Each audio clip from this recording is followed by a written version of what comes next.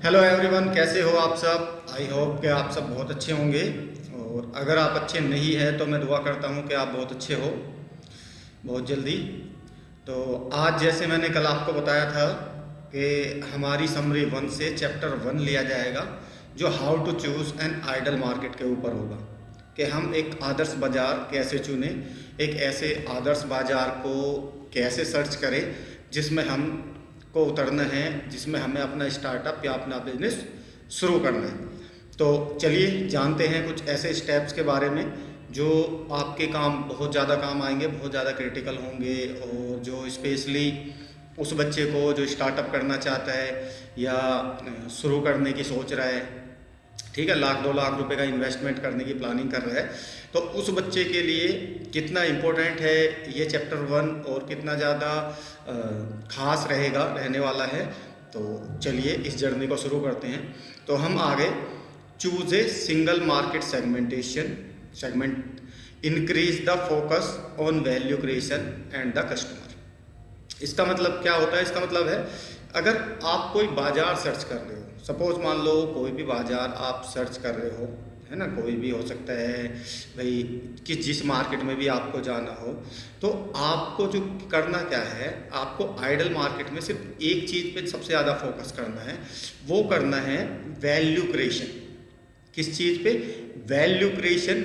किसके ऊपर value creation करोगे? कस्टमर के ऊपर। यानी कि आपको जो अपने प्रोडक्ट में या अपनी सर्विस में जो वैल्यू डिलीवर करनी है ना, वो कस्टमर को करनी है। इसका मेन पर्पस यही होता है, जब हम कोई स्टार्टअप या कोई बिजनेस करने की प्लानिंग करते हैं तो उसमें सबसे ज़्यादा इम्पोर्टेंट जो चीज़ होती है वो होती है कि कस्टमर को क्या वैल्यू डिलीवर करने वाले हैं। हम कस्टमर के लिए क्या वैल्यू डिलीवर करने वाले हैं, क्या उसको बेनिफिट्स देने वाले हैं, क्या उसको फीचर्स देने वाले हैं अपने प्रोडक्ट एंड अपने सर्विसेज के थ्रू। तो स्टार्टअप या बिजनेस का मेन बेस यही होता है, और इसी के बेस पे बिजनेस आगे बढ़ाया जाता है। और आपका फोकस कहाँ होना चाहिए? आपका फोकस सिर्फ और सिर्फ होना चाहिए वैल्यू क्रिएशन पे। और वैल्यू क्रिएशन किसके लिए करोगे? वो वैल्यू क्रिएशन होगी आपके कस्टमर के लिए। तो अब हम थोड़ा सा नेक्स्ट चलते हैं। अब इसमें कुछ स्टेप होते हैं जिनको आप फॉलो करोगे, जिनको आपको फॉलो करना बहुत ज़्यादा ज़रूरी है। ये वो 6 स्टेप होते हैं जिससे आप जान पाओगे कि कस्टमर को वैल्यू क्रिएशन करने में किन किन चीज़ों की ज़रूरत होती है, या कौन कौन से ऐसे स्टेप होते हैं जब आप आइडल मार्केट चूज़ करते हो। ठीक है, तो आइडल मार्केट चूज़ जब आप करने जा रहे हो तो किन किन चीज़ों का ध्यान रखना। Is your target customer well funded and readily available to your sales force. पहला पॉइंट क्या है हमारा? जो भी आपका टारगेट कस्टमर है, सपोज मान लो आपका टारगेट कस्टमर कोई भी हो सकता है ना, जो भी आपका टारगेट कस्टमर होगा जिसको आप अपनी सर्विस या अपना प्रोडक्ट दोगे, सेल करोगे, तो वो एक तो वेल फंडेड होना चाहिए कि भाई उसका बजट भी हो उतना। ऐसा नहीं होना चाहिए कि उसका बजट नहीं है और आपने कोई प्रोडक्ट को लॉन्च कर दिया, उसका बजट नहीं है, तो वो कैसे परचेज करेगा। तो आपको first of all first point में यही ध्यान रखना है कि वो जो आपका क्लाइंट्स है, जो आपका प्रोडक्ट परचेज करेगा, वो वेल फंडेड होना चाहिए। और दूसरा, वो आसानी से आपके सेल्स फोर्स के दायरे में आता हो। मतलब जहाँ पे आपके सेल्स के बंदे या आप खुद उनको जाके 1 to 1 मीट कर सके, उनसे बातचीत कर सके, उनकी प्रॉब्लम को समझ सके, वो इतने पास होना चाहिए कि आप उसकी प्रॉब्लम का सोल्यूशन जल्द से जल्द कर सकें। अब बात करते हैं दूसरे पॉइंट की। दूसरा पॉइंट क्या है? दूसरे पॉइंट में है, does your customer have a good reason to buy. क्या आपके कस्टमर के पास, जो भी आप स्टार्टअप करने जा रहे हो, जो भी सर्विस या प्रोडक्ट मार्केट में लेके जाने वाले हो अभी आप, उस प्रोडक्ट को जो हमारा कस्टमर है ना, जो भी आपका कस्टमर है, उसके पास कोई मेन रीज़न है आपके प्रोडक्ट या आपके सर्विस को ख़रीदने का? क्या वो बंदा आपके प्रोडक्ट को परचेज़ करेगा? क्या उसके पास कोई ऐसा ठोस रीज़न है कि वो परचेज़ कर ले? तो विदाउट, अगर उसका कोई इंटरेस्ट नहीं होगा, उसको उसकी ज़रूरत नहीं होगी प्रोडक्ट की, उसको नीड नहीं होगी, तो वो आपका प्रोडक्ट कभी भी बाय नहीं करेगा। तो प्रोडक्ट या सर्विस ऐसी होनी चाहिए जो बंदे को लगे कि मेरे लिए वैल्यूबल है। बंदे को क्या लगना चाहिए कि मेरे लिए वैल्यूबल है और इसकी तो मुझको नीड है। जब उसको नीड होगी, उसको ज़रूरत होगी, वो डेफिनेटली आपका प्रोडक्ट परचेज कर लेगा। तीसरे पॉइंट पे चलते हैं। तीसरा पॉइंट क्या है अपना, can you provide a complete product with the help of your partners.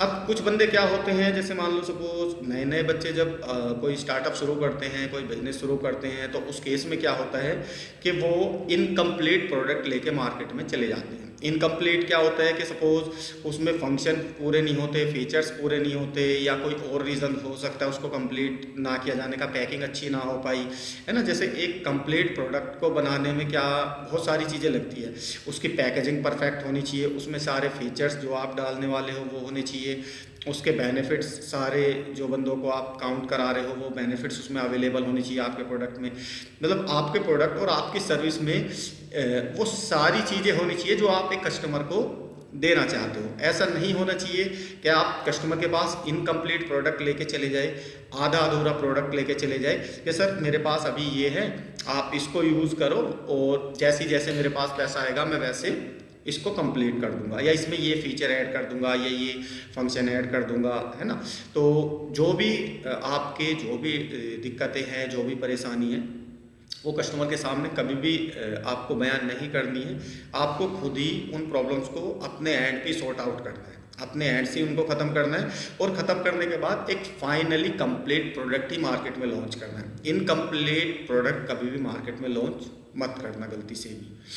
तो ये हमारा तीसरा पॉइंट था। अब हम चलते हैं चौथे पॉइंट पे। चौथे पॉइंट क्या है, can you provide a complete product with, ये मैंने आपको बता दिया। चौथा जो पॉइंट है वो है, does your startup have any competition. अब आप स्टार्टअप शुरू करने जा रहे हो, स्टार्टअप देने जा रहे हो, तो आपको ये भी पता होना चाहिए कि क्या कोई कॉम्पिटिटर तो नहीं है मेरा। भाई ऐसा कोई भी फील्ड नहीं है जिसमें कॉम्पिटिशन ना हो। हम वही बिजनेस कर रहे हैं जो ऑलरेडी चल रहे हैं, वही बिजनेस करेंगे। कोई ऐसा तो है नहीं कि कोई नई चीज़ लेके आ जाएंगे, कोई नई स्कीम या कोई नया प्रोडक्ट या कोई नई सर्विस लेके आ जाएंगे, ऐसा नहीं है ना। हाँ, जो मार्केट होगी, मार्केट से उठ के ही कुछ आएगा, उसमें कुछ फीचर चेंज हो सकते हैं, उसमें कुछ नया इनोवेशन हो सकता है, कुछ बेनिफिशियरी चीज़ें उसमें ऐड हो सकती है, कुछ भी अलग सा हो सकता है, कुछ यूनिक सी चीज़ें उसमें ऐड करके उसको अच्छा बना के रिप्रेजेंट किया जा सकता है। बट जो मार्केट ऑलरेडी चल रहे हैं उसी से ही मिलता जुलता प्रोडक्ट लेके आओगे तो सिंपल सी बात है, उसमें फिर कंपटीशन भी होगा। तो आपको ये देखना है कि जो प्रोडक्ट या जो सर्विस आप लेके जाने वाले हो, क्या उसमें कंपटीशन है, और अगर कंपटीशन है तो कंपटीशन में आप कहाँ पे ठहरते हो। ये चीज़ें आपको पहले ही ध्यान रखनी है। अब चलते हैं पांचवें पॉइंट पे। जो पांचवा पॉइंट है हमारा, if you win this segment will you expand two adjacent market. अब अगर सपोज मान लो ये 4 पॉइंट मैंने आपको बताया, ठीक है, आप कोई स्टार्टअप कोई बिजनेस शुरू करने जा रहे हो, ठीक है, और 4 पॉइंट आपको कवर हो गए। 4 पॉइंट्स में आप बिल्कुल विन विन सिचुएशन में हो, आपको लगता है कि ये 4 पॉइंट्स मेरे बिल्कुल कवर है और मैं इनमें कहीं पे भी कमज़ोर नहीं हूँ। तो उस केस में आपको क्या करना है, उस केस में आपको करना क्या है, उस केस में आपको इसके साथ साथ इसको तो लॉन्च कर ही दो, इसको तो मार्केट में उतार ही दो अपने प्रोडक्ट और सर्विसेज को, और काम बढ़ाने की प्लानिंग में लग जाओ। बट आपको नया मार्केट भी चूज़ करना है कि क्या कोई और मार्केट है जिसमें मैं एडजस्ट हो सकता हूँ, कोई ऐसा एरिया जहाँ पे मैं एडजस्ट हो सकता हूँ, जहाँ पे मतलब मुझे नई चीज़ मिल जाए या नई सर्विसेज मिल जाए। तो नए मार्केट की भी आपको तलाश करते रहना है, ताकि एक जगह जब आप बन जाते हो, जब आप एक जगह ठहर जाते हो तो दिक्कतें होने लगती है। तो नई मार्केट की भी आपको तलाश कंटिन्यू शुरू कर देनी चाहिए। जो हमारा छठा पॉइंट है वो है, is the market aligned with the founders value and passion. मतलब जो मार्केट है, जैसे मान लो सपोज, इसका मैं एक एग्जांपल दे देता हूँ आपको। जो भी बच्चा बिजनेस करना चाहता है या करने वाला है या करने की प्लानिंग कर रहा है, तो उसको क्या ज़रूरत होती है, उसको ज़रूरत होती है कि क्या वो फाउंडर कि उसके अंदर वो वैल्यूज़ है एक फाउंडर वाली, एक कंपनी का एमडी बनने वाली, कंपनी का मालिक बनने वाली जो गुण होते हैं वो उसके अंदर है बच्चे के या नहीं है। क्या वो अपने बिजनेस को लेके पैशनेट है या नहीं है। पैशनेट का मतलब क्या है भाई, कई बार बंदे क्या करते हैं ना, वो थोड़ी सी दिक्कतें आई डिमोटिवेट हो जाते हैं, काम को बंद कर देते हैं। अब सपोज मान लो किसी ने 10 कस्टमर बनाए, सपोज आपने 10 कस्टमर बनाए। अब 10 कस्टमर बनाने के बाद आपके पास कस्टमर आने बंद हो गए अचानक, आपके प्रोडक्ट में वो वैल्यू नहीं मिली या कोई और रीज़न की वजह से आपको कस्टमर मिलने बंद हो गए। अब 10 कस्टमर से तो आपका गुजारा नहीं चलेगा, ना ही आपकी रोजी रोटी चलेगी। तो एटलीस्ट जो 10 कस्टमर बन गए, जिनको आप बोल के लाए हो जी हम 6 महीने सर्विस देंगे, हम 1 साल सर्विस देंगे, हम 2 साल सर्विस देंगे, है ना। इसकी संख्या कम ज़्यादा भी हो सकती है, 10 20 30 कस्टमर आपके बन जाते हैं और उस बीच में आपको प्रॉफिट होना बंद हो जाता है और कंटिन्यू 2-3 महीने आप लॉसेस में चले जाते हो, 2-3 महीने आप लॉसेस में चले जाते हो। तो उस कंडीशन में क्या करोगे? उस कंडीशन में भी क्या आपके अंदर पैशन है कि उस कंडीशन में भी आप उन कस्टमरों को सर्विस दे सको जिनको आप ऑलरेडी सेल कर चुके हो? या फिर आप ऐसा करोगे कि उन 10 के 10 कस्टमरों को छोड़ दोगे, उनको छोड़ दोगे और अपना धंधा बंद कर दोगे? तो उस केस में क्या होगा, वो 10 कस्टमर भी बेकार हो गए और आपने अपना काम भी बंद कर लिया। तो कोई भी काम शुरू करने से पहले ये ध्यान रख लेना, ये आपके लिए बहुत ज़्यादा इम्पोर्टेंट है कि आपको आपके अंदर कुछ कमियां हो वो चल जाएगी, कोई दिक्कत परेशानी आ जाए किसी भी तरह की वो भी आप झेल जाओगे, कोई दिक्कत नहीं है।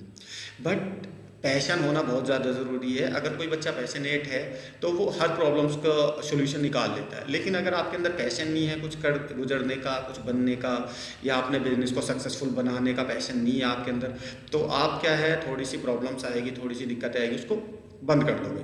तो आपको ऐसा बिल्कुल नहीं करना है। आज मैंने आपको ये 6 पॉइंट्स बताए, कल मैं आपको इसके बाद पेज जो अपना दूसरा है पेज नंबर 10 उसके बारे में बताऊंगा कि how long should you keep segmenting the ideal market. ठीक है, अब इसमें आपको ध्यान रखना है कि भाई ये तो ठीक है, ये तो आपने 6 पॉइंट आपने समझ लिए, वो 6 पॉइंट तो आप समझ चुके हो, लेकिन अब सेगमेंटिंग कैसे करें, सेगमेंटेशन कैसे करें कि भाई जो काम हम करने वाले हैं उसको एक सेगमेंट में कैसे उतारें, तो उसके बारे में मैं कल आपको बताऊंगा। आज के लिए इतना ही और कल मिलते हैं, फिर शाम को करते हैं। वीडियो अच्छी लगी हो तो इसको लाइक सब्सक्राइब शेयर ज़रूर कर देना। Thank you very much.